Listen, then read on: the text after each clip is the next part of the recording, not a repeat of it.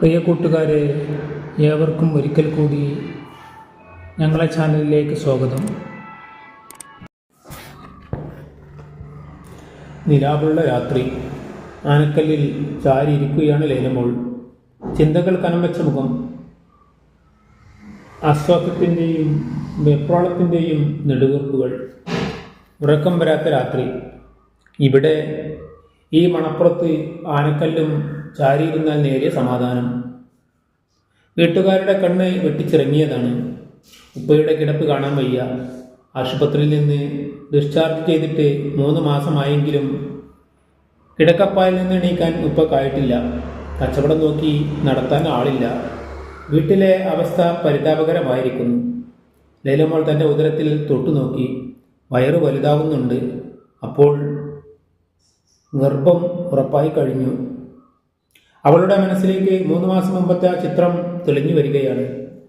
ആശുപത്രിയിൽ നിന്ന് ഉപ്പയെ ഡിസ്ചാർജ് ചെയ്ത ദിവസം രാത്രി. ഉപ്പയുടെ ചുറ്റും കൂടി നിൽക്കുന്ന കുടുംബാംഗങ്ങൾ. ഉമ്മ, അനിയത്തി, അമ്മാവൻ, അയൽവാസി സുബൈർക്ക. അങ്ങനെ എല്ലാവർക്കും അറിയേണ്ടത് ഒരേയൊരു കാര്യം മാത്രം: കിഡ്നിയുടെ കാര്യം. അതിനെന്തു പറ്റി? ഉപ്പ തന്നെ അറിഞ്ഞുകൊണ്ട് എടുത്തതാണോ അതോ ആരെങ്കിലും മോഷ്ടിച്ചതാണോ? ഉപ്പ എന്താണ് മിണ്ടാത്തത്? അവർ ചോദിക്കുന്നു. ഈ മക്കളോട് പറയേണ്ട ബാധ്യത നിങ്ങൾക്കില്ലേ? ആ നിർബന്ധത്തിന് മുമ്പിൽ ഉപ്പ വഴങ്ങുകയായി. ആദ്യം കണ്ണുകൾ നിറഞ്ഞൊഴുകി. പിന്നെ മെല്ലെ പറയാൻ തുടങ്ങി. തെറ്റ് പറ്റിയത് തന്നെ. ക്ഷമിക്കാം, നിങ്ങളെല്ലാവരും എന്നോട് ക്ഷമിക്കാം. അല്പം നിർത്തി ഗദ്ഗതത്തോടെ തുടർന്നു. ഒന്നുകിൽ വിവരക്കേട്, അല്ലെങ്കിൽ സ്വാർത്ഥത. എന്താണെന്ന് എനിക്ക് തന്നെ അറിഞ്ഞുകൂടാ. ബാങ്കിലെ കടം ഒരു കൊല്ലത്തെ അവധിക്കാണ് എടുത്തിരുന്നത്. അതിനു മുമ്പ് തിരിച്ചടച്ചില്ലെങ്കിൽ വീട് ജപ്തി ചെയ്യുമെന്ന് ഉറപ്പാണ്. അപ്പോഴാണ് ഞാൻ ആ പരസ്യം കണ്ടത്. ഏത് പരസ്യം? ഉമ്മർക്ക ചോദിച്ചു. പറയാം. പത്രത്തിൽ ബി പോസിറ്റീവ് വൃക്ക വേണമെന്ന പരസ്യം. ഞാൻ നേരെ ആശുപത്രിയിൽ പോയി. വൃക്ക പരിശോധിച്ചു. ബി പോസിറ്റീവാണ്. പാർട്ടിയെ കണ്ട് കൊടുക്കാമെന്ന് വെച്ചു. കൊടുത്തു. 1,00,000 രൂപക്ക് 50,000 രൂപ അന്ന് തന്നെ തന്നു. ബാക്കി 3 മാസം കഴിഞ്ഞാണ് കിട്ടുക. കിട്ടിയ കാശ് ഞാൻ ബാങ്കിനടച്ചു. ഇനി കുറച്ചുകൂടി കടം ഉള്ളൂ. ബാക്കി കാശ് കിട്ടിയാൽ അതും വീടും. എന്തൊരു വിഡ്ഢിത്തമാണ് നിങ്ങൾ ചെയ്തതിൻ്റെ കാതർക്ക? ഉമ്മർക്ക വീണ്ടും ചോദിച്ചു. പറ്റിപ്പോയി മക്കളെ, ഒക്കെ വിഡ്ഢിത്തമാണെന്ന് കൂട്ടിക്കോളി. എല്ലാവരും പറഞ്ഞിരുന്നു ജീവിക്കാൻ ഒരു കിഡ്നി മതിയെന്ന്. അതിന് കുഴപ്പം പറ്റൂല. ആരാ അറിഞ്ഞത്? പറഞ്ഞു തീർന്നതും കാതർക്ക കരഞ്ഞു. കരച്ചിൽ വീട്ടുകാരിലേക്ക് പടർന്നു. അതൊരു കൂട്ടക്കരച്ചിലായി മാറി. സുബൈർ അന്തം വിട്ടു നിന്നതേയുള്ളൂ. പിന്നെ ഭർത്തൃവീട്ടിൽ എത്തിയപ്പോൾ ലൈലമോളുടെ അവസ്ഥ കൂടുതൽ ദുരിതമായി. സുബൈർ കുടിക്കാത്ത ദിവസങ്ങളില്ലാതെയായി.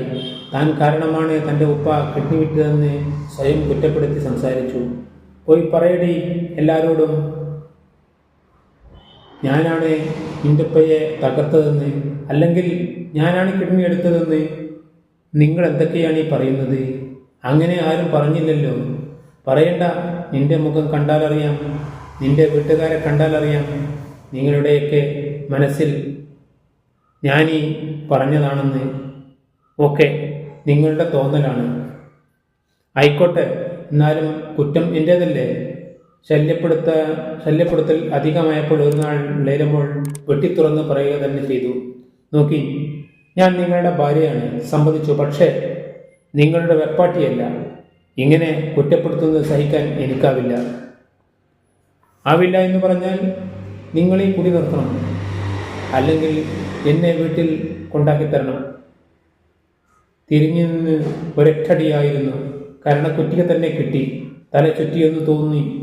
വീണ് പോവാതിരിക്കാൻ കട്ടിൽ പിടിച്ചു നിന്നു.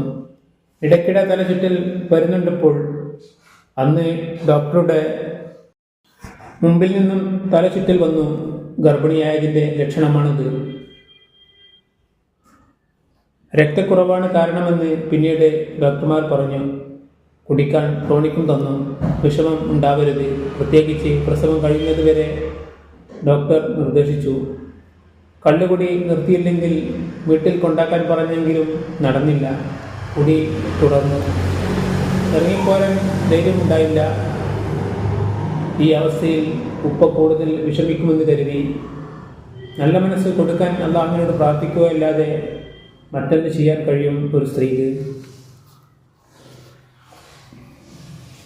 ഓർത്തോർത്തിരുന്നപ്പോൾ തൻ്റെ തൊട്ടുമുമ്പിൽ ഒരു രൂപം വന്നു നിന്നത് അവൾ അറിഞ്ഞില്ല. ഒരനക്കം കേട്ട് അവൾ ഞെട്ടിത്തിരിഞ്ഞു നോക്കി. അവളുടെ ഉപ്പയായിരുന്നു അത്. അവൾ ചാടിയണീറ്റു.